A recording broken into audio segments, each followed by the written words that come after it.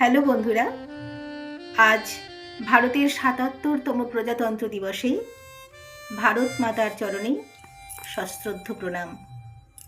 আমি মিঠু দাস আজ আমার কবিতা সুস্বাগতম।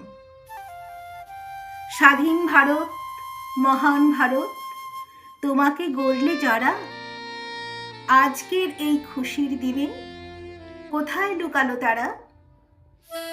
জানো কি তারা কোথায় আছে? কোথা থেকে দেয় সাড়া? কোথা থেকে তারা শক্তি যোগায়? কোথা থেকে দেয় নাড়া?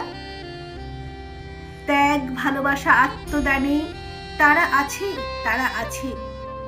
ফোটা ফুল আর পাখির গানে আছে প্রতিটি সবুজ গাছে। আজকের এই শুভ শুভ দিনে তাদের জানাই সুস্বাগতম। সবাই বলো জয় হিন্দ, বলো বন্দে মাতরম। নমস্কার।